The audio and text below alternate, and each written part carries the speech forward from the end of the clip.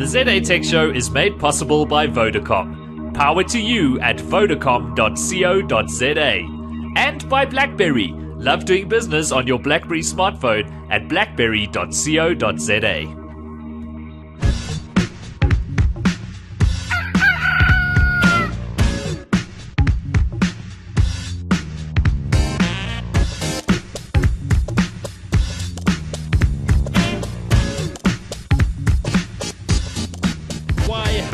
Welcome to episode number 194 of the ZA Tech Show. My name is Simon Dingle. It's good to be back with you in 2012, second show of the year.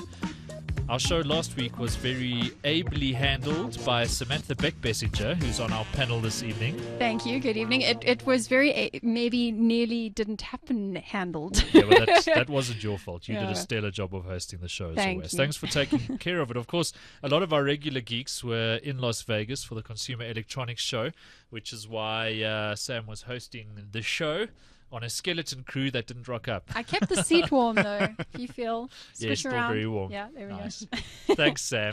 Anytime. At Greenham Sam on Twitter, _Sam. Greenham _Sam. One of the skeleton crew that was in absentia last week, Craig Wilson. I think I've got to take some of the blame for Sam's stress. I think next time I better bring the beers. Yeah. Agreed. Craig is from techcentral.co.za. The enterprising Duncan MacLeod's enterprise. And good Lord, that's a mouthful, yeah. And held down the fort while he was gallivanting in Vegas. I was not gallivanting in Vegas. You'll notice that none of the guys who were gallivanting in Vegas are here tonight because they're all nursing jet lag. I saw and that, various yes. other things that they managed to pick up in Simon. Vegas. Which we're not allowed to talk about. I went to bed very early every night after a healthy dinner, slept, woke up, and worked. And that's why you have that sparkle in your eye. And the slightly green tinge to your cheeks. Although there was no porn convention coinciding with CES. No, they've moved it this year. There used to be an adult entertainment exhibition at the same time as CES. I think some conversations happened behind closed doors, but that no longer happens the same time as CES. They moved it. Some of the tech vendors couldn't get to both. Yes. Good points, actually. Benedict Kelly, who rounds off our panel this evening. Good evening, Simon. At Benedict Kelly on Twitter, or you can find him at ungeeked.co.za, which is his enterprising enterprise. Not really. You had to think about that. Is it enterprising? There's nothing enterprise about it. Well, it's good to have you all here. I hope the year has kicked off splendiferously for the three of you. And everybody listening at home, of course. I think we should probably kick off with CES. Last week's show, there was a lot of speculation, a lot of accurate speculation about what we'd be seeing at CES. It wasn't so much speculation as reading the news wires. Sure. But yeah. So that's what Sam did last week. But I think that's a good point about. I think that's a good point about CES this year is that there weren't really many big surprises. We kind of got what we expected, which was true last year as well. I think everybody thought we would see new tablets, which we did. Tablets kind of took a back seat this year. It was all about television this year. Ultrabooks were a big part of it. Slimmer, lighter, faster across the board. Well, yeah, and true of the TVs as well, right? Yeah. Saw some amazing new television technology. LG and Samsung both showed off their OLEDs. Yeah, organic LED technology. Sony's not doing OLED. They pulled out of it. But they've got a new technology called Crystal LED, which is amazing. It really is fantastic technology. I went and saw it. It's just like, I didn't think sort of HD imagery could get any better, but Sony seems to have blown it away. But then so have Samsung and LG. The OLED televisions are amazing. LG's is ridiculous at 5 millimeters thick. Yeah, wow. It's like half a centimeter. And the bezel's like a millimeter, and the blacks are blacker. That's ridiculous. If you wanted to hide your TV from thieves when you left the house, you could just turn it sideways, and then no one would see it. Yeah, pop it behind the fridge. True. Yeah, exactly.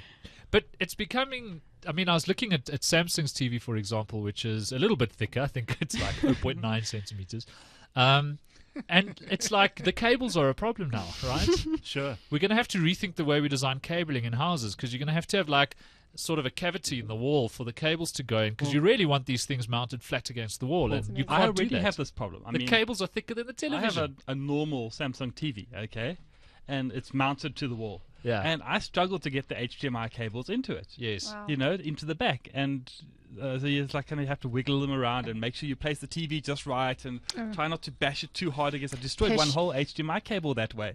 Yeah. TV is a passing phase. It'll never last. Somebody put out a press release saying that today. But the trick How is stupid can you get? Saying, sorry, what? TV's a passing phase. No, saying that like TV's dead and I Clearly, don't yeah. know. I mean, Luckily for them, I I like can't to say remember the that name just, of the company. just to annoy people. I like to say that, but only because I don't own one. Moron. Yeah. But I have plenty of other screens to make up Yeah, for it. projectors for the Well, one. that was their point, but I think the golden age of TV isn't just about the amazing shows that are out anymore, but the technology itself. Sure, when I was seeing these what do they call them, the 4K screens as well, the only problem is we've got no one who's making high enough resolution content for them. Well, exactly. That's what we said 10 years ago about the About HD. About Yeah. HD. Yeah. Sure. I mean, I remember when they first started talking about HD or digital content for cinemas, and they were arguing about what the standard was going to be for the cinemas. Yeah. And the people were going, well, the studios were going, well, you have to buy 4K projectors. Yes. And the movie and the movie houses were going, well, actually, we don't really want to spend that kind of money. Yeah. So we'd rather just go for 2K projectors.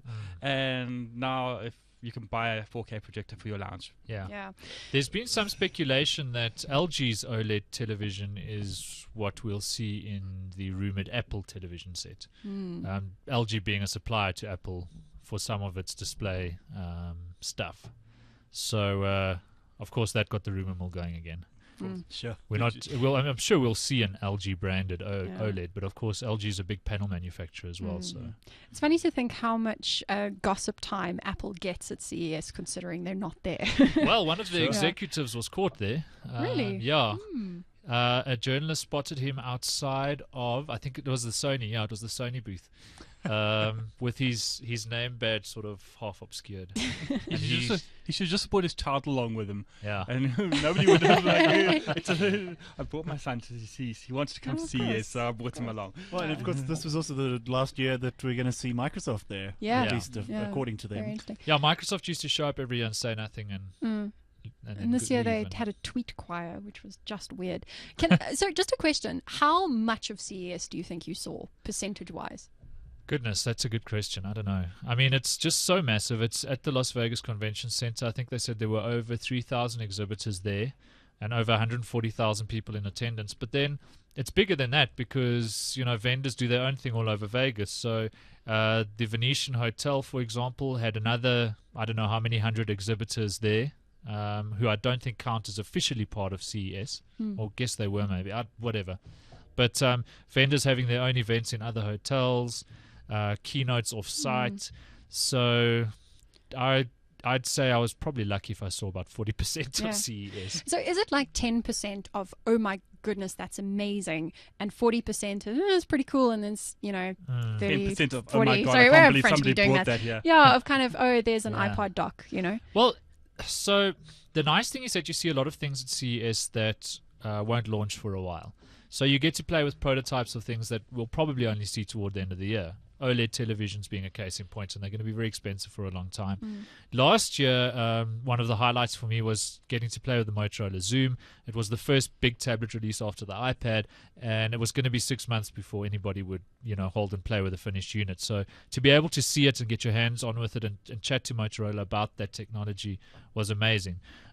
This year, it was, there wasn't a sort of big new category that was exploding at CES, which made it less exciting. But still, Samsung, for example, has new technology where you can use gesture controls, a la Minority Report on your television. With their cool window thing. Yeah, voice control for television, so you got to see that.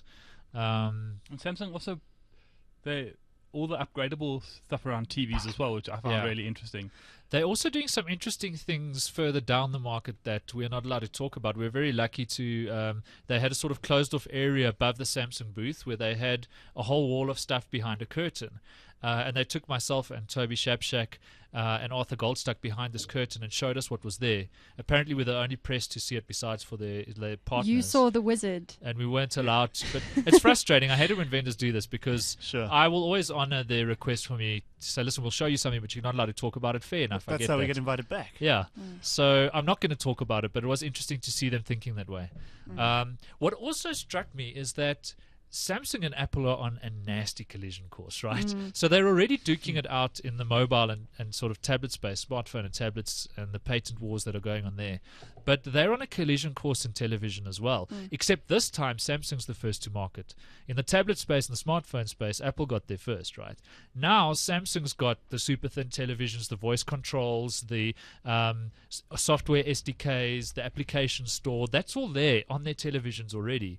And Apple's going to come up from behind. And it's going to be interesting watching them duke it out, if indeed Apple is thinking this way, which I think they are. I just think that the depth that Samsung has in the television space already, in terms of penetration into the market, I think Apple is going. If Apple want to get into the television space, they're going. Okay, firstly they have to come up with something mind-bogglingly amazing. Yeah. No, they don't. They just have to release a product and put an Apple logo on it.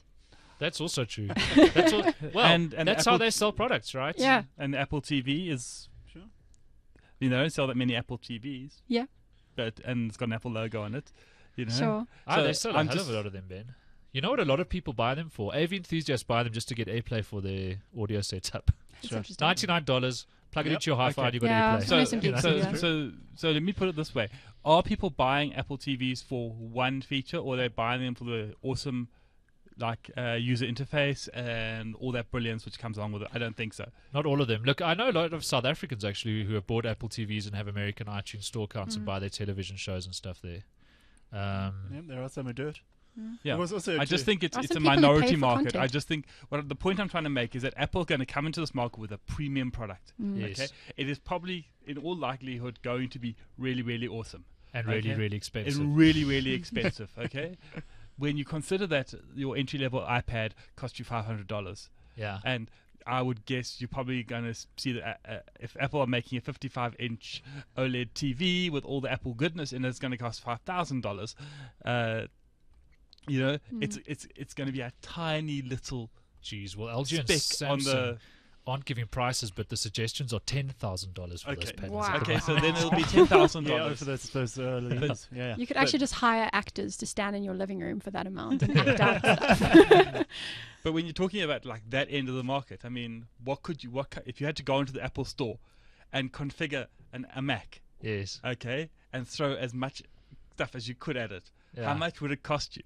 And you would take you a while to get to 10K, you know. Sure. So this would probably make this the most expensive individual Apple product. Yeah. So what do? You know, I mean, does that make Apple's? I mean, yes, we would be happy that in the TV game, but yeah, Apple's market is not Bose.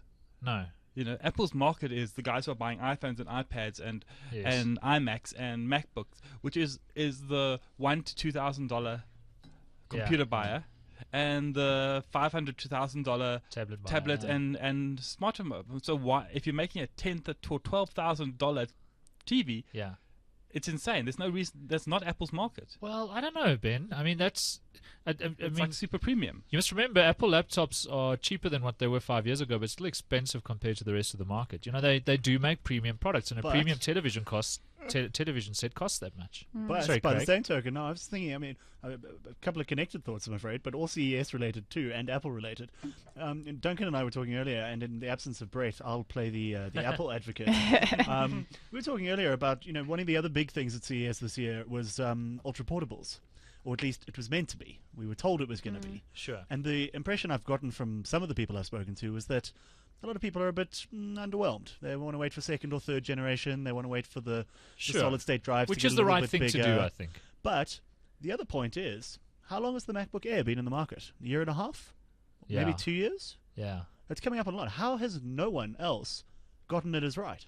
And they're comparatively, you know, when you look at a lot of the high-spec PC Ultrabooks, the MacBook Air is actually not retardedly expensive compared to its peers.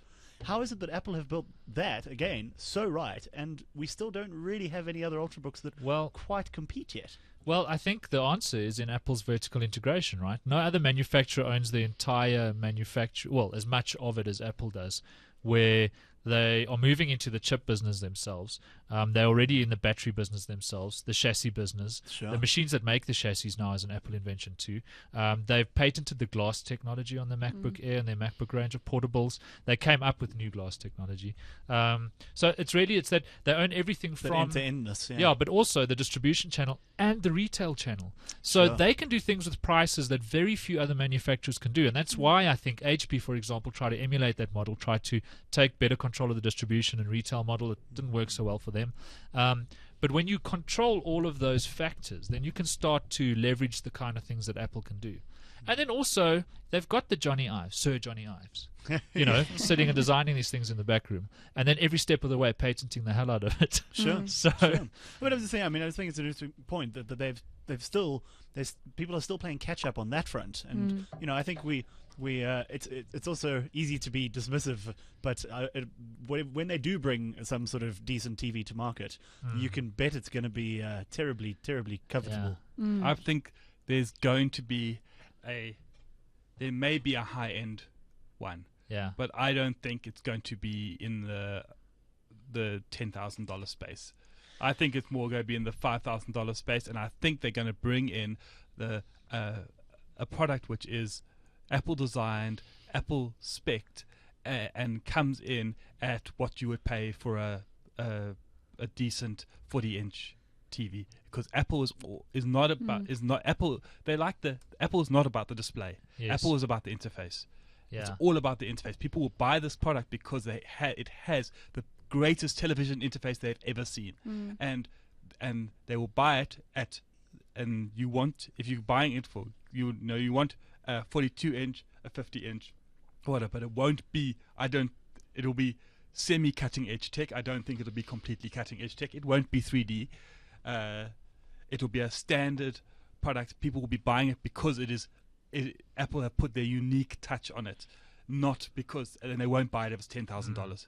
They may have a $10,000 model, but it won't be the. Yeah. It'll be like the Mac Pro, which I managed to get up to $18,000 on Mac Pro. Well, on the shop. The other thing with Apple is if you follow their sort of pattern of new product design in the past, they don't sort of invent things, they perfect them, right? Well, in the eyes of the fanboys, they perfect them. Sure. So, for example, the MacBook Air was not the first ultrabook or ultra-thin laptop. No. Sony's been doing that for the last 7 years and doing it very well with their Z series. The same way the iPad wasn't the first tablet. Sure, iPad wasn't the first tablet. iPod wasn't the first MP3 player. Not by a long shot. But had years of rubbish to wade through before that. Creative Labs being the key culprit there. But so what Apple does is it stands back, it watches a market emerge, it goes, all right, so this is what's happened so far. How can we disrupt and make a difference? This is what the other guys aren't doing. These are the advantages we have. Put those two things together, and you come out with the iPhone, for example. Sure. And I think so what we'll see, Samsung's already showing us probably a lot of what Apple's thinking about. Voice controls, a la Siri. They were showing off Samsung TVs running the Skype application, their whole smart TV hub, which is essentially just apps for television. The difference, I think, is that when Apple comes to market with these things, it's already spoken to HBO, it's already spoken to ABC and CBS. That's the other thing that Apple does really well, is convince content providers to get involved. And so now it's not just a television with apps, it's a television with the CBS app. And if you want to watch The Walking Dead, you don't need cable television. The CBS app costs $5 and one episode of Walking Dead costs $2. The only other one who seems to understand that so far is Amazon. Sure. And the importance of content to go with your device. Yeah, well, Stafford Macy, who's another regular guest on the show, he's always said the big fight's going to be Amazon Apple, and I tend to agree. Because it's a content fight. It's not just a hardware fight. The reason the iPhone does so well is because of all the apps available, right? Yeah. God, I've got verbal diarrhea. And I think that's sort of full part of of the job CES description. ideas. So. I think the other thing which you're going to be amazed by is the integration between the Apple products. Yes. Can you imagine an app, a remote control app, which allows you to easily control your TV from your iPad. But hang on, Samsung's also got a great opportunity there because they can control your whole home, really. They can control your fridge, if you think about it. And that certainly seems to be the way they're suggesting they want to go as well. Yeah. Your Galaxy S2 will play very nicely with your TV and your aircon unit. And your washing machine. Plus, they've Washing launched machine. AllShare, which is their own protocol for sharing content between devices, rivaling Apple's AirPlay. At CES, Samsung showed off a lot of nice new audio products that not only support Apple's AirPlay, but also AllShare. So you're kind of creating this environment that sucks in your Apple products as well in the home.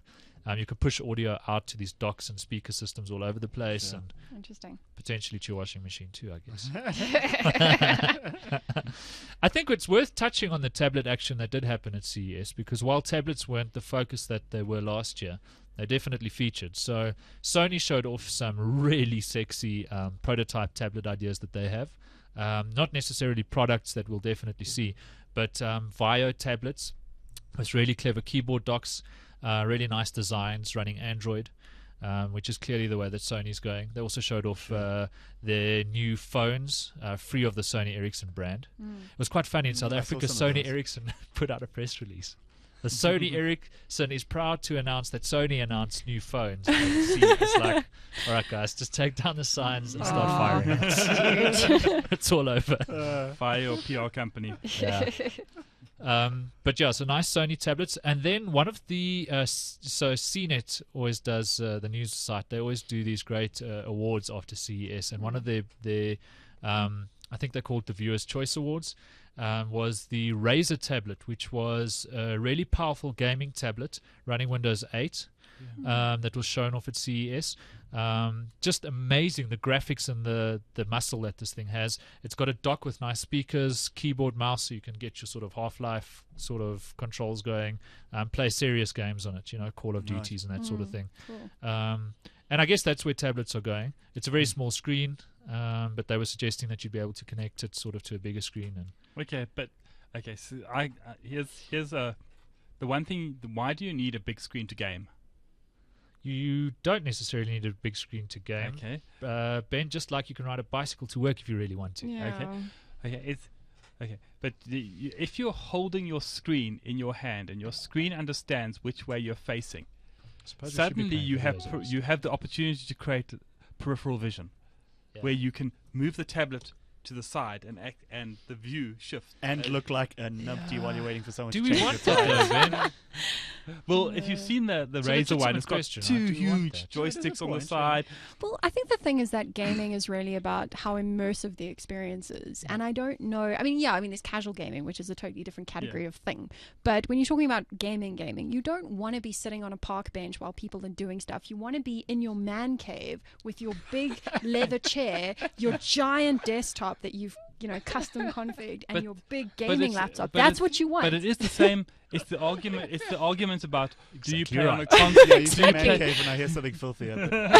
Do you play on a console? Sitting in your lounge. You can play on a console in your man cave. Or are you a PC gamer? Or are you a? But all of those are immersive experiences. That's the point, right? Look, I think this is not immersive. Razer is a brand that really understands gamers. They've always made the best gaming mouse.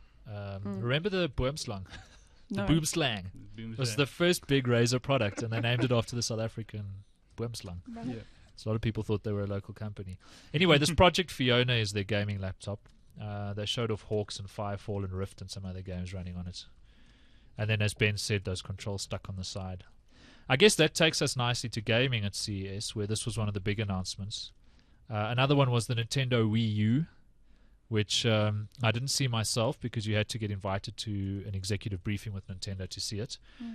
Tom Merritt did see it. I was on the Tech News Today, live from CES on Tom Merritt's show. Always fun hanging out with him and Sarah Lane. And Iaz Ikhtar. It was cool.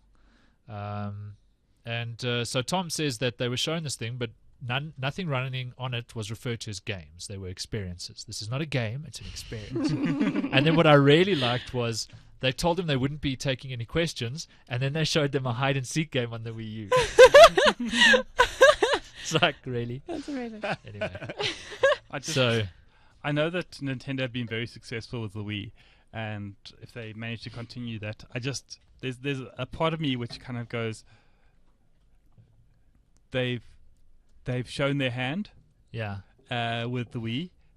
Sony, well, not Sony to a lesser extent, but Microsoft have caught up to it, and now they understand how to do it. It's going to be very hard for Nintendo to justify. And looking at the Wii U, I mean, I haven't seen it in real life or anything like that. Just reading about it, it just seems like it's trying too hard to be different. Right. But I may have said exactly the same thing about the Wii when it was launched. So yes. Well, everybody who played with it, Tom Merritt included, said that they really liked the idea of the tablet controller.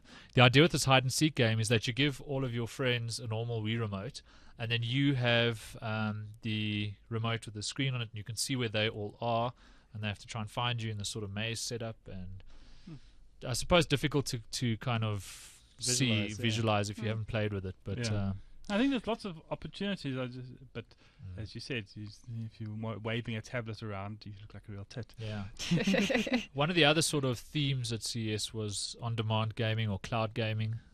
There's this player that's talking about integrating with Google Television. Although they've already got a browser for Google TV, so you can watch games happening, but you can't play with them. But essentially delivering you the full console gaming experience via the cloud. So that was quite interesting. And then, of course, Sony talking about what's the new PSP Vita? Yeah. Whatever. I think it looks nice. I really like I mean, I've been a sort of a closet fan of the PSP for a while. Yeah. You know, I've actually, not as a gaming experience, but just as a pure console design, I actually prefer it to Nintendo's design. Just because I find it easier to use, and I think the Vita takes it to the next level. And I think what they've done with this one, with the Vita, is that they've really gone after their PS3 exclusive titles like Drake's Fortune, yes, and ported it to that, and ported those titles to the Vita, and that makes it I think that makes it quite, and it's got the 3G built in, and it's got Wi-Fi built in. I just feel like smartphones eventually will kill sort of standalone gaming consoles, just like they've killed the pocket camera. It's not going to happen yet, but it's on the way. But give it a few years. And then Sony also, of course, said that we won't be seeing the PS4 anytime soon. They said the PS3 has a 10-year life cycle, and they're not going to deviate from that. So that takes us to 2015 for the PS4. And I guess Microsoft will be going, thank you very much, we'll just tick that bar. 2014 we'll be releasing the Xbox 4. Yeah. Well, it's interesting. I mean, I remember sort of a year ago on the show we had a discussion around the death of optical disc. I guess it was longer than a year and a half ago. And how Blu-ray will probably be the last optical disc format because we really don't need it after that. You know, online delivery. Did anyone ever need Blu-ray? I don't know. I mean, those look really pretty. You can't fit a proper high-definition movie on a DVD. There's just not enough capacity. No, you can fit plenty of them on a hard drive, though. Sure. But I think in South Africa we still need Blu-ray. But we probably won't see anything after Blu-ray. People like music are delighted about because it's one of the only reasons they can still have stores. Yeah. But I mean, in gaming, the next consoles, the Wii U's got a sort of an optical disc drive. But you can imagine by 2015... not only does the disk drive disappear from the console, but the console itself disappears because it's just part of your TV. It's like a service on the TV. Sure. You know, like Pandora has become for music. So, gaming news at CES. It's not the big gaming show, of course, but there was some of that. But I think it's on-demand gaming is really the way forward. Yeah. Because then it's not about bandwidth. It's about latency. Yes. You know. All you're delivering is a screen capture. And if you've got a reasonably quick line, which with a really nice low latency on it, then you've got no matter how, then the quality of your gaming is no longer dependent on the quality of the horsepower of your machine. Yeah. So I want to talk about another startup I saw. Well, I haven't really talked about startups yet, but a startup that I met with at CES. It was one of the things I kind of planned to go and find out more about ahead of time. And of course, while we were at CES, lots of other things were happening back in South Africa and Africa. Stories surrounding Google, for example, in Kenya. Scandal. And that sort of thing. So we're going to talk about all of that and more in a moment with our panel this evening, Sam Beckbessinger, Benedict Kelly, Craig Wilson. Still got about half an hour left of the show. But before we carry on, I want to talk about our sponsors of the ZA Tech Show. Vodacom, of course, they make the show possible. And they themselves are a provider of premium apps. Vodacom started selling premium mobile applications in a move that would provide unique apps to its customers. This was last year. It has more than 5,000 premium apps, which will be available from the Vodacom App Store with prices from R5 to R50. One of the premium apps includes the Easy K53 app, a locally developed premium app that is available for free until the end of this month. This app will be sold for R30 after that time, and it prepares users for their K53 driver's license test in South Africa. So if you've got a teenager with a phone who's getting ready to get their driver's license test, then you might want to consider looking at that app on the Vodacom App Store. Other unique apps include Expenser, which is a locally developed app that enables users to keep track of their expenses, and SMS Reply, which sends automatic replies when you are driving, which I think is kind of interesting. Vodacom launched its App Store in September with more than 140,000 free apps, and so far they've witnessed a reaction to the App Store that exceeds their expectations. 500,000 downloads in the first 3 months of launch. So go and check it out. The App Store is available at vodacom.mobi/apps, or you can simply SMS the word apps, APPS, to 31116, and you'll get a link sent back to your cell phone that you can follow. And of course, as always, there's the Vodacom website at vodacom.co.za, and we are very proud to have them as a sponsor of the ZA Tech Show. And now, I'll tell you about a little Italian startup that I visited at CES while Ben and Craig pointed things and We're fiddling with each looked other's suspiciously toys, around. Grrr. If you've never watched the show live, it really is worth checking out the video. There's some things that just Don't Don't translate. translate. yeah. Sorry, just a quick little thing of breaking news. Have you seen Jimmy Wales is just saying on Twitter that they are going to black out Wikipedia to protest SOPA? Yeah. They're I think tomorrow's the big day, isn't it? Yeah, I think so. But it seems that Tomorrow being, I guess it'll be Wednesday, the 18th of January, is when I think Reddit is one of the sites that's blacking out Boing Boing. And now Wikipedia is massive because huge. now we've got a top 5 site on the internet blacking out its page. I mean, I think that the point is that SOPA is dead. Let's hope. When the president says that he's against the legislation, well, I The mean, politics are this complicated. is America, That's what they goddammit. have said. SOPA plans set to be shelved as Obama comes out against piracy legislation. That's from the Guardian. Yeah. So if the person who actually had to sign the piece of paper in the end is going, we don't like this, then That's a good sign. then That's a good sign, but I'm not counting chickens. Yeah. Yeah. So one of the scary theories out there is that SOPA is a bit of a Trojan horse and that there's other legislation that will creep through while the market fixates on SOPA, which is quite possible. But I mean, essentially, I don't even want to talk about it. It depresses me. You're I telling just us about nice a to know cool that- Italian startup. Tell us Yes. about exciting, Yeah. uplifting Yeah. stories. Before we move off SOPA, though, I must tell you, the propaganda has been very lazy in this thing, especially when they try and convince you that Hollywood's losing money. 2009, Hollywood broke a milestone. I can't remember how many $1 billion of revenue, more than it's ever made. And it's been uphill since then. Hollywood makes more money now than it has ever made. And I'd venture that one of the reasons it makes so much money is because of piracy. Anyway, let's not go down that slippery road. Now that he has. So, Italian startup. I went. So the way I handle CES is it's a bit chaotic and there's a lot to see and do, and you can get distracted very easily by people vying for your attention. So I try and plan ahead of time and decide who I'm going to go and speak to and what the things are that I definitely need to do. And of course, you need to serendipitously wander around. But then at least I know I've got these objectives that I met. And one of them was meeting with a startup from Italy called IMWatch. I''M Watch. And what they do is they've got an Android-powered watch that has the world's first, what's the word I'm looking for, concave or convex capacitive touchscreen, so sort of curved. Curved in or curved out? Yeah, exactly. Curved No, I mean, I know which out one it would is. be This is why I'm curious. curved out, so it's So a then watch. it's, convex. then it's Convex. Yeah, convex.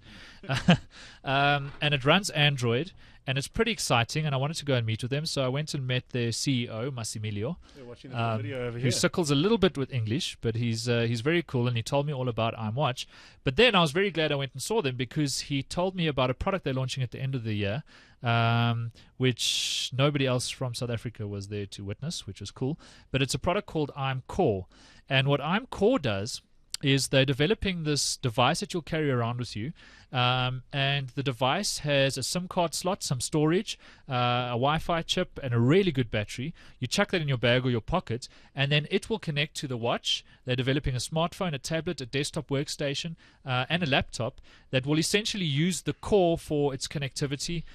It'll store your storage will be on the core, etc. And they've got a whole cloud services offering as well. So you'll have the IM core, and whether it's your watch, your phone, or your laptop, your email, everything will be updated. That is very cool. So you don't need a separate SIM card for each of your devices. It looks very cool. So enjoyed speaking to them. Didn't Casio also launch a Bluetooth watch at CES this year that interacts with your smartphone? I heard about that, but I didn't see it. Yeah, it's interesting as a kind of avenue to follow in technology, because watches are increasingly irrelevant. Like, how many people do you know that wear a watch not in order to show off that they're a rich wanker?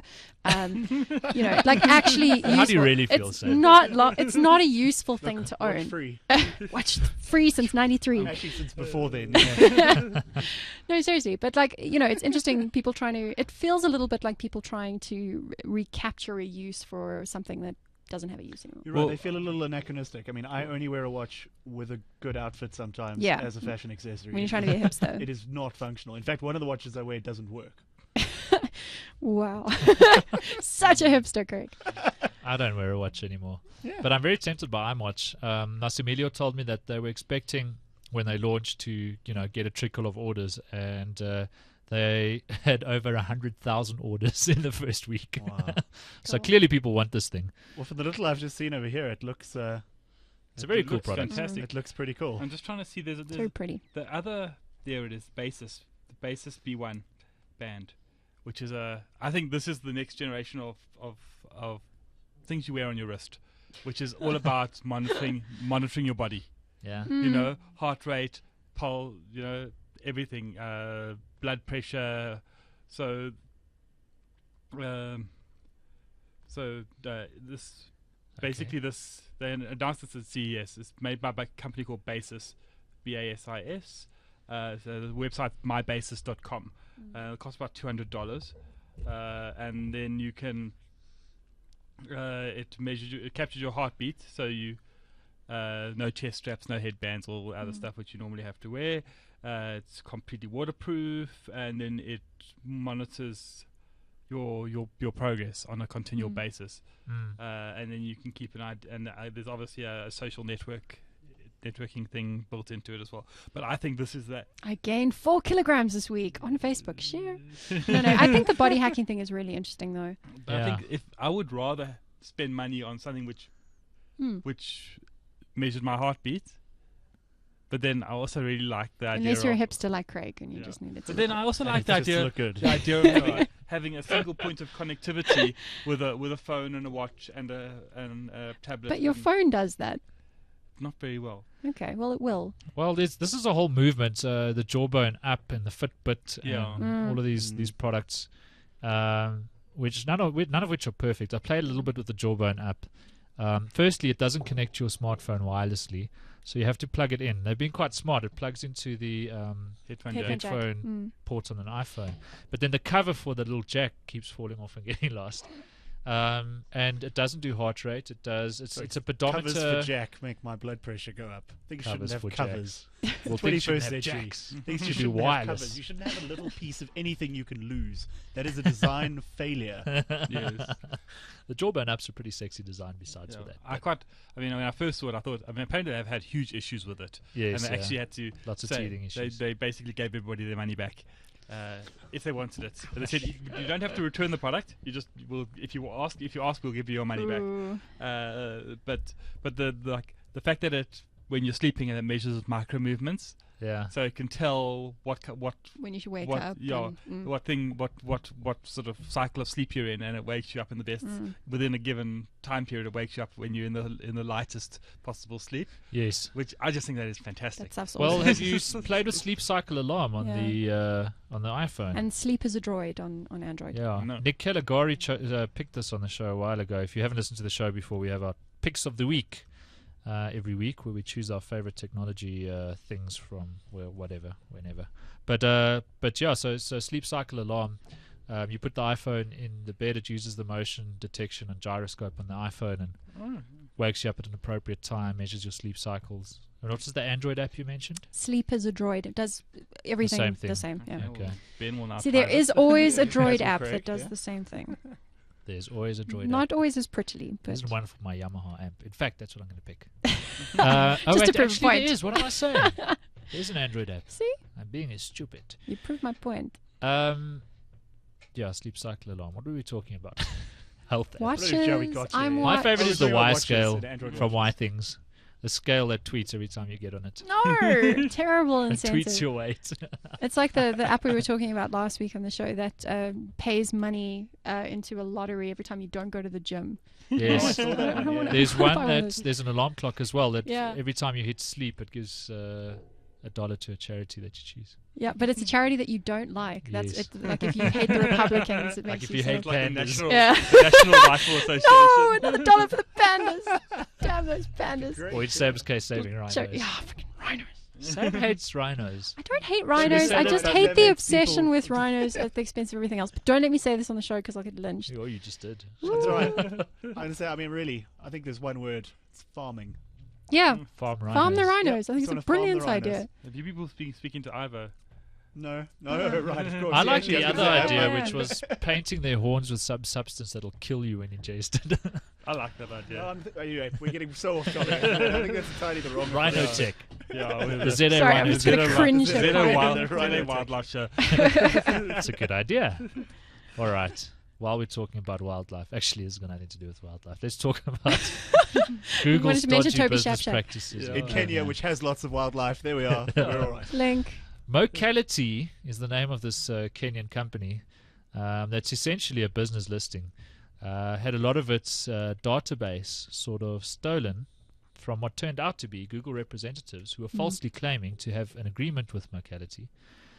I'll be honest and say, while Google was clearly in the wrong here, and we know this because they've apologized, this was a bit of a storm in a teacup because Mocality is not exactly a massive organization. But Which I that think doesn't make it. it That makes it even worse in a way that yeah. Google did what they did.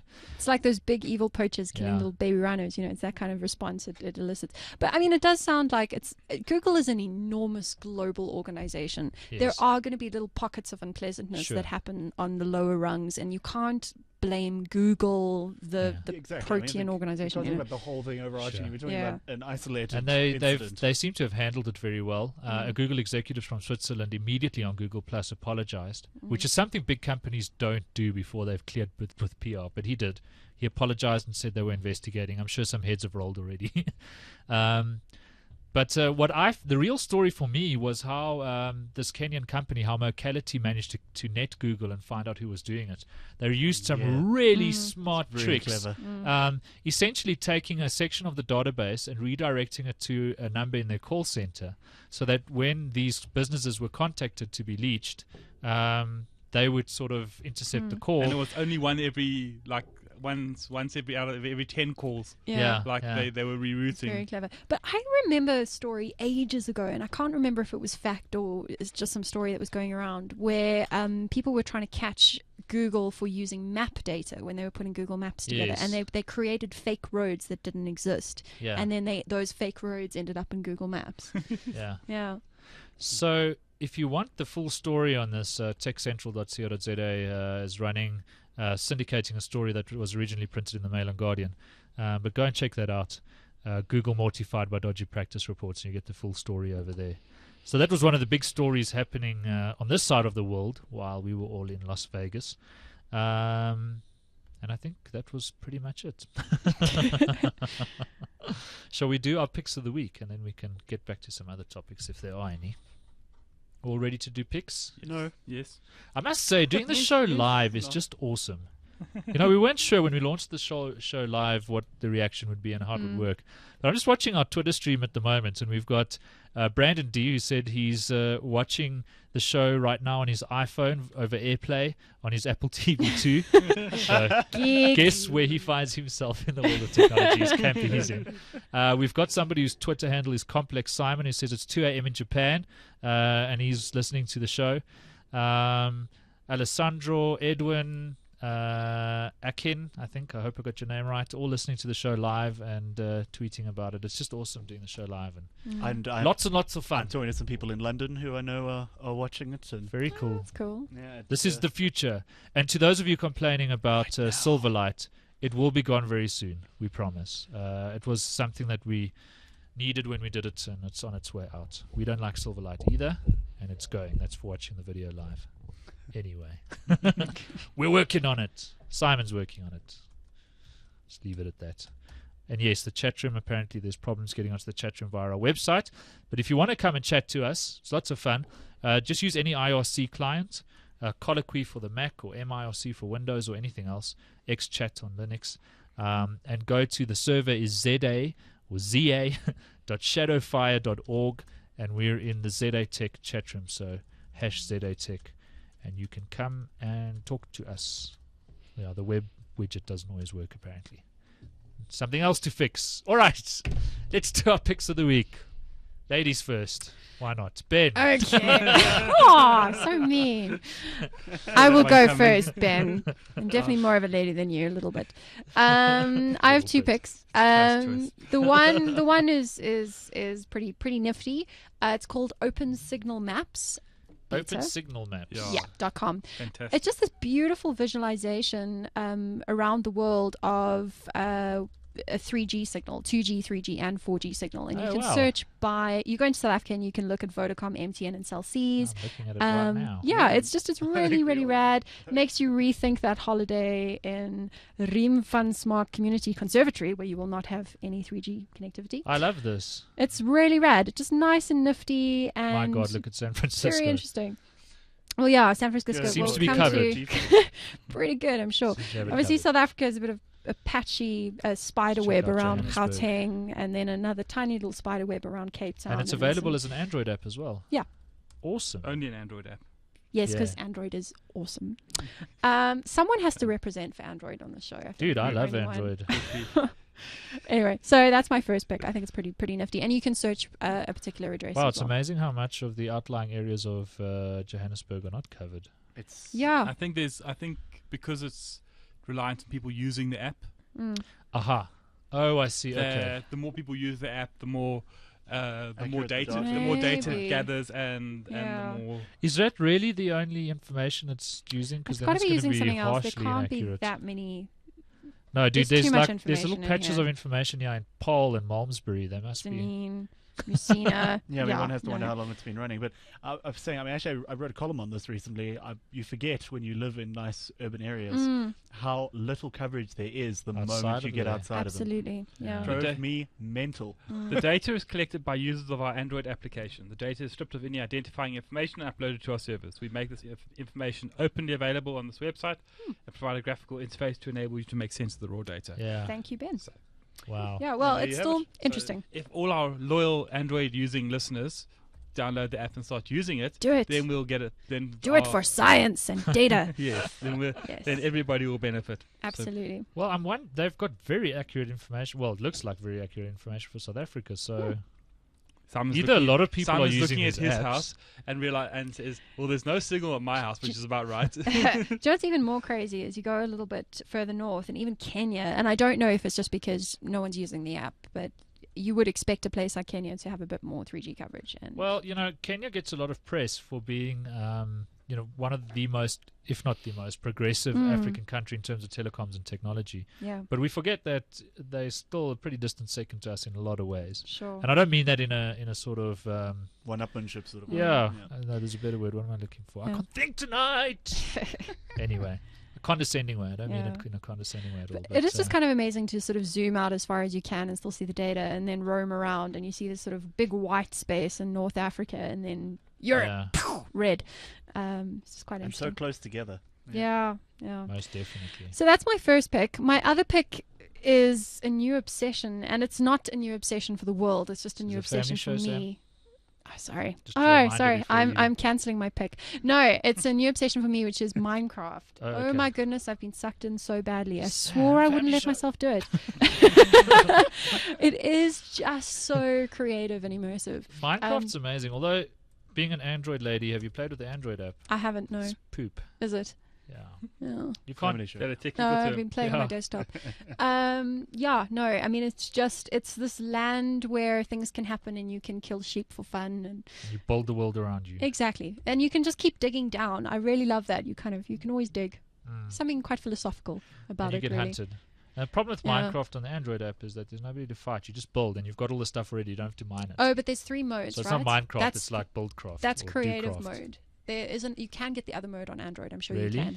There's I survival mode tried. and creative mode, and the other one. But in creative mode on Minecraft Minecraft. for Build your perfect man. on the desktop is you have to first sort of mine the stuff. You have to chop the trees. Yeah. Before you can build. Whereas on the Android app, you just got infinite resources. No, but that's crafting mode. So you can get crafting mode in But I anything. couldn't get out of that mode. Maybe Well, I'm then you're stupid. silly. Not Well, I don't know. silly, I haven't stupid. tried the Android app. Now so the cool I thing can't with Minecraft is you can run servers as well, and you can connect to your friends' servers, and you can build the world together. Yep. And it's a fantastic story because this guy started Minecraft, developed it on his own, released the alpha for free, and is now making, I hope, a lot of money selling it. Very cool. I love the graphics, those blocky sort of 8 Wonderful. Yeah, it's very cool. Yeah. Minecraft is 10 kinds of awesome. Very cool. All right, thank you very much. You know, he's a big Minecraft fan as well. Is Christoph van Gemert, who hosts the ZA Car Show. He's my neighbor. Really? It's a bit weird. Yeah. I Yeah. go over, instead of borrowing sugar like a good neighbor, I borrow network cables. That's all right. That's like a good 21st century name. Yeah, it's great. Well, you could borrow his Minecraft server as well. Yeah. Okay, so you could play on net. Ben, what is your pick? So If you have one. I have 2. Wow. See, I've got 2. I should warn you, I've only got 1. I'm Brace sorry. yourselves, people. It better be a good one. So Oh, it's appropriate. It's applicable. so the first one is Grand Theft Auto 3, the 10th anniversary edition on the iPad. Okay. Which, and for me, it's 2 things. One, I love the original game. Yes. Okay, and playing it again reminded me that they've made the cars considerably tougher in new versions of Grand Theft Auto, because the cars in Grand Theft Auto 3 blow up really easily, Yeah. which is really annoying because I'm a very bad driver. But the second thing, and it just blows my mind, is if you think back 10 years ago, you would have required a fairly high-end PC to run this game, Yeah. and it runs better on an iPad Gotta love Moore's Law, man. than on a tablet than it did on a high-end PC 10 years ago. Yeah. So I mean that is it just is, if you ever want an example of where we've come in the last 10 years in computing, that is the perfect example. Certainly. I mean, it is smooth, it is the complete game, with voices and music and all the radio stations and everything. It's the only thing they've changed is they've made it touch enabled. Yes. And how big is it? It's I mean, in terms of storage, probably takes up quite a bit of space on the iPad. It is quite a big. Can't imagine I being think it's less than about sort of 500 I megs, think it's about 700 700 megs. meg. Let me have a quick check. Okay. The Grand Theft Auto 3 is 462 meg. Kyle, our camera dude / producer, is playing it on his iPad right now and piping up on the corner, 462 megs. Because he's cool like that. So very that's cool. my first pick. Yeah. My second pick is a web comic called The Trenches, Okay. and the website is trenchescomic.com. All right. And it is I think it's the same guys who do Penny Arcade. I think it is, or they are aligned with them.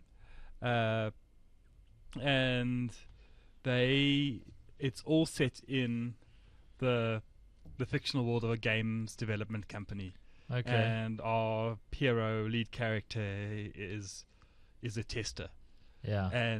But what is more interesting than the and it's just started. I mean, we're probably on. I mean, the first comic was on the beginning of August. Okay. I'm trying to. It's an American date, so it might have been September, but I think It's it's an August. American date. Well, it's They put 0809. the You do know backwards. they use the Gregorian calendar. as Yes, do but we. you don't know whether when you've got 0809, I'm you with don't you, know Ben. whether it's They use 09 weird or dates, man. 0809. Okay. So yeah, it comes from the guys who do Penny Arcade. All right. And it doesn't look like Penny Arcade, but it's really good. Okay. But underneath they have Tales from the Trenches, Okay. which is anonymous contributions from people who actually work in the industry. Oh, all right. and you read That's some of interesting. you read some of the stuff which has gone on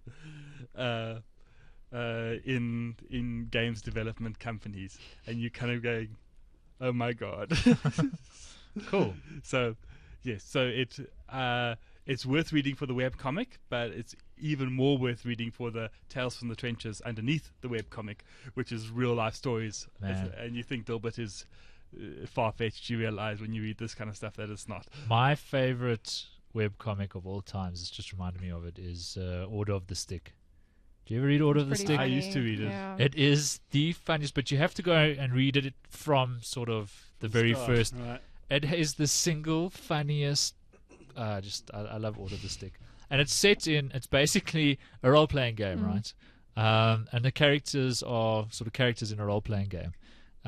So it's got all sorts of Dungeons and Dragons lore in it, but it's just absolutely hysterical. So if you're looking for a good comic, Order the Stick, man. I mean, I It's been found going for ages, yeah. years. I mean, I used to read Order of the Stick, and I think I stopped for some reason. And I read another one called Looking for Group. Yes, yeah. And I started reading it when it just started, like page 1. Let's list it by page. They are now on page 531, and it's Yeah. like, and So it's one a week, I'm guessing, or something. 2 a week. 2 a week. Wow. Well, they started with 1 a week, and then they moved up to 2 weeks. But it's like, Yeah, same how with can Order I of the have Stick, got they're to doing pay? 3 a week? At How some could stage. how could I have been reading this for long enough that I would have got to 531 pages on this thing and not noticed? It's kind of crazy. Yeah. So I guess that's just a credit to I need to start the guys reading. who do it. That's lfgcomic.com. I need to start reading Order of the Stick again. Mm. All right. Nice picks, Ben. Thank you very much. Craig Wilson. I also have 2 Wow. in keeping up with appearances. Scoring tonight. So the first was I'd sort of been thinking about it earlier, and I wasn't quite sure if I was going to bother mentioning it, but Sam has inspired me. It's just a little what I do. iOS app, and it's called Pocket Hipster. Pocket hipster. Yeah, easy enough to find. And now Pocket Hipster is a music discovery service or app that also treats you rather badly. I think the tagline is something along the lines of, "It's the coolest music discovery app you've probably never heard of." So there's sort of 2 characters. There's a guy and a girl. A guy with a fixie bike and a bow tie, and all of the things we associate with hipsterdom. Yes. And what it does is it has In a its little look current through guise. your library on your device, and Insults usually you. says something scathing afterwards, like your phone makes me want to cry. Oh, they still make music like that. How twee, that sort of thing. And then it suggests other things that it thinks you would like based on what it's sucked out of your collection. That's awesome. And some of I've just fiddled around with it a bit over the weekend, and for a lot of it got it quite right. In that sort of half the stuff What it do you mean suggested. insults? Well, yeah, the insults are great, but yeah, half the stuff it suggested would be stuff I do already like, Oh, and okay. the other half would be perhaps things I didn't know so well. And Very cool. I definitely found some new music through it, and it's really lightweight, and it's just a little bit of fun, really. Lightweight. Cool. Pockethipster.com. 123 meg. What? 123 You're meg. kidding? Oh. Well, it's Wow. probably got a pretty sizable database Yeah. so that it can work And I offline. just And- pay no attention to these But things. it is clearly. free. So It yeah. really if you're talking about lightweight on your pocket, it is free. So Lord, Very I really cool. did not know that. I thought it was like 5 meg, and I thought it pushed everything up to their servers when you search, because it seems to take a little while. Anyway, so that's pick number 1. It's a little bit fluffy, but I think it's cool. but it's pretty fun. I mean, because I think that's also one of the challenges now in terms of music is music discovery. That's Yeah. the great sort of movement. Aside from streaming, the problem is streaming's great, right? Yes. So, but once we can get hold of everything out there ever. How do we actually find the stuff that appeals to us personally? And Yeah, so I'm yeah. really fascinated by Pandora was discovery great for apps, that, yeah. except you can't use it in South Africa anymore. Well, and Last once upon a time before they Last got FM. horrible. Yeah. Yeah. But now I still use Last, but just to sort of track listens, which is also a bit bizarre and narcissistic. And you go, well, Yes. what's the point? But anyway, so that's pick number 1. Pick number 2 is a little bit more practical, and it's called Flux. It's f.lux. The website's a little bit awkward. I could give it to you, but I think you can just Google it and you can put it on the podcast page Will afterwards. do. It's Stereopsis, stereopsis /flux f.lux, And Flux is basically, their point is that lighting conditions aren't the same all day, and so why should your devices behave as if they are? Yeah. So, for example, I'm using it on my iPad, and my iPad's set. It uses your location info to figure out what that's time what I the sun remember this goes one, down where you are and what time it rises again. And so I've told it that most of the lighting in my house is halogen. Yes. And so there's a nice slight tint to my screen at night. Makes it a bit easier to read, a bit easier on the eyes. They make all sorts of other ludicrous claims, like blue light is worse for your circadian rhythms, and I don't know how much may or of may it is not true. exist. Yeah. Yeah, exactly. But regardless, I've been using it for about a week and a half now, and I find that it is a lot more comfortable to read on at night in bed. Interesting. And when I wake up in the morning, it automatically goes back to the blue light. And it's just one of those install and forget. Very It's also cool. available for Mac, for OS X, for Linux, for Windows XP, and for iOS via Cydia. So there's a bit of a caveat there. It's you'd have to be using it on a jailbroken device. Very cool. But I think that's fairly novel, and I've definitely found that it works, and that's really the litmus test, right? I like it. I like it a lot. Cool. F.lux Flux. Yeah. Go and check it out. I'm excited about my pick because it's my new amplifier that I bought. I've been looking for a good AV receiver for a while. I kind of wanted to upgrade the sound in my house, sort of multi-zone and all of that. And on New Year's Eve, I went out to get some champagne and a broom. And came back with the Yamaha RX-A1010 amplifier. I just want to say, so we got to Simon's house on New Year's Eve, and we're like, hey guys, let's start chatting. Simon disappeared for 2 hours trying to get the amp set up. Such a geek fail.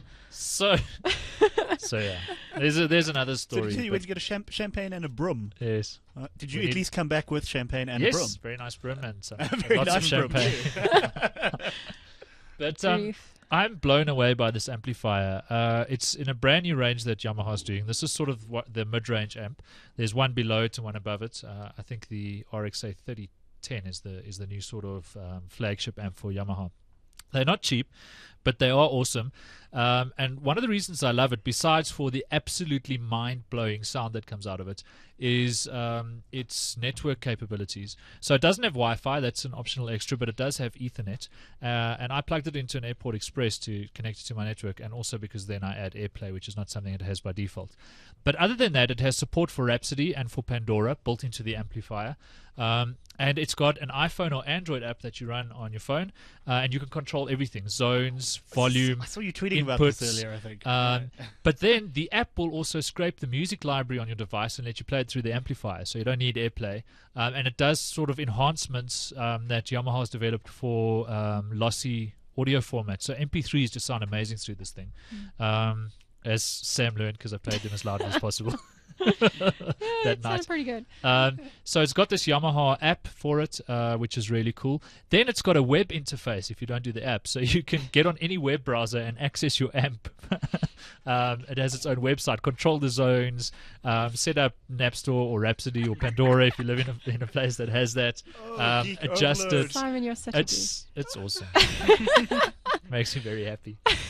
And then so I've got speakers outside now on the porch that it controls, and then I'm setting up surround sound. I'm still deciding on what speakers to put in the lounge, and it will be all awesomeness. It also supports DLNA, so it'll stream stuff. It's got an interface on the TV. It's just a really good amplifier. So I'm very excited and taken by it, as you can Yeah. hear. Yeah. Just a little, not so you notice. They're almost as excited as Ben is about Grand Theft Auto on the iPad. But Yes. your All beard right. was positively twitching there, Ben. Just bristling. Yeah. Quite interesting as a technique. There's a piece of news that we missed, which is Google Search plus your world. What's that? Google finally rolling their Google Plus search results Oh, all over yes, your yeah. search page, your SERP. Yes, it'll start showing Interesting. up there. I have to talk about it next week. I need to clean up my browser plugins, because when I do a Google search now, it shows me fancy things. It shows me stuff from my Evernote, Evernotes. yeah. It's just like there's too much stuff happening in my Google window at the moment. I need to go and clean up all my plugins. Sure. But yes, that's pretty cool. Google Plus, it's amazing how quickly things happening with that social network. Very interesting. They seem to be happening. It's just not happening to me. Really? I'm I'm not loving using Well, Google you're a Plus. big user of Google Reader. I I'm find not that this using is it the at make or break all. question. No, you see, I don't use Yeah. Google Reader either. That You was see, I that's live good. in the Gmail interface in Yeah. Chrome. So do and I. Really? I have done for Yeah, years. me but too, but I don't get. I just don't care about Google Plus. Google I'm just Plus- nonplussed. They've just kind of done everything right Mm. for me. Yeah. I like the circles. I like the way you share content. And then for I whatever love it on reason, paper. I just the, can't be bothered the to use level it. of engagement is amazing. So Absolutely. even our ZA Tech Show videos, for example, when they hit YouTube, we'll share them on Google Plus, get like tons of comments. Whereas on YouTube itself, there aren't many comments. On Facebook, there's like almost nothing. Some stuff on Twitter. I'd say in order of sort of engagement, it would be Google Plus first and then Twitter first. I find that I have quite cerebral conversations on Google Plus as well at the moment, and obviously Early it's an early adopters, adopter probably. thing, and it's basically all of my community that was on Google Reader where we discuss, I don't know, eclectic science articles. That conversation has now moved to Google Plus, so it's You awesome. might find this hard to believe, but at one stage we were having cerebral discussions on Twitter too. I know. No, Weird, it was right? always about breakfast. And We're now talking- now we moan We're talking about meaningful topics instead of moaning about service at restaurants and and choking fun at Helen Ziller. attacking Justin Bieber. It should be a national sport, that. Yeah. Justin Bieber was at CES. No. And I remember I was in a restaurant in Las Vegas, and the waitress said to us, "So you're out here for that CES show?" I'm like, "Yes, we're here for the Consumer Electronics Show." "Oh, I don't know about that." "Hey, wasn't Justin Bieber there yesterday?" Yes, he was. There was also some technology and some OLED screens, but that doesn't matter. Was Justin Justin Bieber. Bieber. Mr. Hammer there of the now technology fame? It's Mr. amazing. Hammer. CES has become the As celebrity referred show. to by the New York Times, I, I might saw add. that, yeah, Mr. Hammer. A lot of celebrities are trying to get in on the tech thing, interestingly. But also, CES is a celebrity fest. Last year, we met Gene Simmons.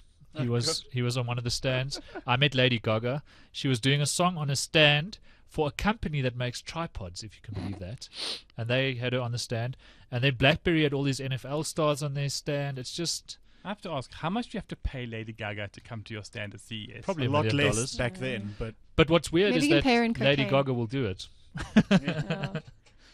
And at first I thought it was an impersonator because I was literally one of about 15 people standing around watching her sing. I was like, That's hilarious. Someone she just needs sounds to exactly give like that Lady woman. Gaga, except nobody else would wear that. Yeah, someone needs to give her a pair of pants. I don't think She she desperately needs understands pants. about pants. She desperately needs pants. Trust me, I was up close and personal. It's not pretty. Anyway, On that note, let's wrap let's up the end on show. Lady Gaga's crotch. It's been Rather not. my goodness. It's Sorry. been a fantastic show. Thanks for being here, Craig Wilson. This was fun from Thanks for techcentral.co.za. having me, Simon. Anytime, dude. You'll find You me on just Twitter as say well, the word because I'm not on Google Plus very much, but I am pretty active on Twitter. at Craig Wilson. That's right, nice and simple. Not the most inventive, I'll give it that, but Works for me. Works for me. At Benedict Kelly, because Ben Kelly would have been way too plain on Twitter.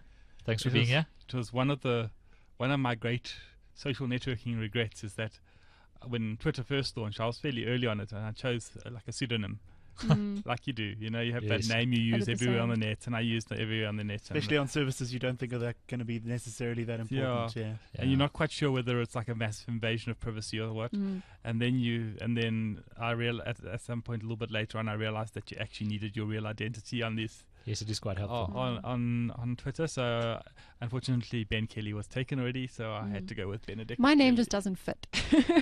And Sam my name's just so Beckbessinger, is it too common. long? It's too long. It takes up half your tweet if you're retweeting something. That's true. Yeah. That's very thoughtful of you. You could just be like Sam Beck. I think it was taken. Well, I like Greenham Sam. It's better. In I've fact, got a- the only thing I like more than Greenham Sam is Greenham_Sam. It's all about her the actual underscore. Twitter handle. All I've got to about get in the there early underscore. because there's like 8 people on Wikipedia named Craig Wilson, like a professional curler. Professional curler. I kid you not, yeah. A lot of Scots. awesome. There's an American baseball player. It's common as all hell. So every time a new service pops up, I've got to jump on there really fast. Yeah, so you need an alternative brand. I do. Craig Wilson trading as. Craig de la Vega. No, you need something more Craig hipsterish. Awesome Wilson, yeah. Yeah. Hipstery. All right. Well, thanks for being here, guys. Thanks, Simon. And Thank we you. will see you when we see you. I'm at Simon Dingle. This was the ZA Tech Show, recorded on Monday evening, the 16th of January, 2012. Can you believe we're already through January, halfway through January?